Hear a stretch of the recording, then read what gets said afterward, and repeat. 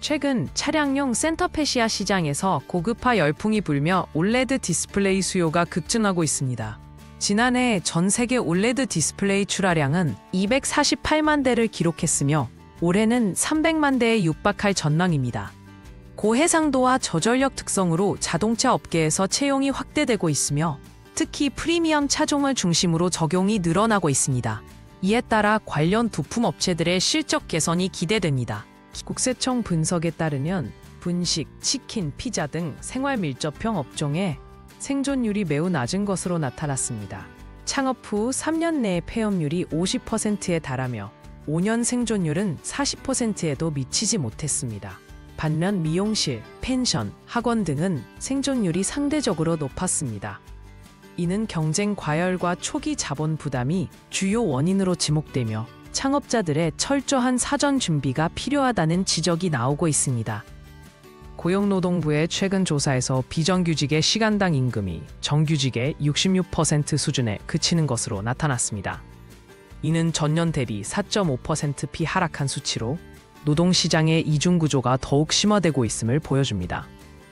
전체 근로자 1인당 시간당 임금 총액은 25,156원으로 전년보다 10% 상승했으나 비정규직과 정규직 간 격차는 여전히 큰 것으로 분석되었습니다. 3월 사업체 종사자 수가 건설 불황과 내수 부진의 영향으로 다시 감소세를 보였습니다.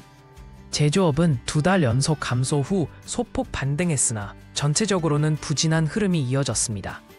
1월로 이동한 설 연휴 영향으로 2월 임금이 급감한 것도 주요 요인으로 꼽히며 경제 회복세가 더딘 것으로 평가됩니다. 경기 침체에 직격탄을 맞은 헬스클럽 업종의 폐업 지수가 2년 새 1.7배 증가했습니다. 회원권 할인을 통한 선결제 후 폐업하는 먹튀 피해도 늘어나고 있으며 소비자들은 할부 항변권을 통해 잔여 금액을 거절할 수 있도록 법적 보호가 강화될 전망입니다. 업계에서는 경영 악화로 인한 구조조정이 불가피한 상황입니다. KDI는 최근 보고서에서 강달러와 환율 상승이 물가에 미치는 영향을 분석했습니다. 환율이 1,500원까지 오를 경우 물가 상승률이 0.24%p 증가할 것으로 전망되며 이는 국내 요인보다 해외 요인의 영향이 크다는 것을 시사합니다. 다만 환율이 급등하지 않을 경우 물가 안정 목표 2%를 크게 웃돌지는 않을 것으로 예상됩니다. 오늘 코스피는 기관들의 매수세에 힘입어 강보합세를 보였습니다. 코스닥은 1%대 상승하며 외국인과 기관의 동반 매수에 힘입어 강세를 이어갔습니다. 업종별로는 증권주가 3%대 상승하며 두드러진 모습을 보였습니다.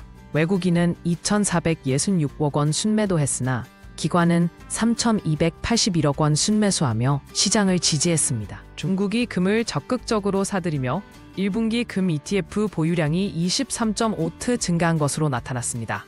1분기 말 기준 중국의 금 ETF 보유량은 138.2트를 기록하며 글로벌 경제 불확실성 속에서 안전자산에 대한 수요가 높아진 것으로 분석됩니다. 이는 중국의 금시장 영향력 확대를 보여주는 지표로도 해석됩니다. 1분기 상장사 시가총액이 70조 원 증가한 가운데 10개 종목 중 6개는 시총이 감소한 것으로 조사되었습니다. 전체 시총은 2,254조 원에서 2,324조 원으로 3.1% 증가했으나 개별 종목은 56.9%가 하락세를 보였습니다. 한화 1조 클럽 증가율 상위 10곳 중 4곳이 포함되는 등 편중 현상이 두드러졌습니다. SKT 해킹 사건의 영향으로 금융권이 보안 강화에 나섰습니다. 은행들은 얼굴인증 절차 추가와 이상거래 탐지 시스템을 강화하는 등 대응책을 마련 중입니다. 보험사와 캐피탈사도 SKT 본인인증 서비스를 속속 중단하며 금융사들의 보안 투자가 확대될 전망입니다.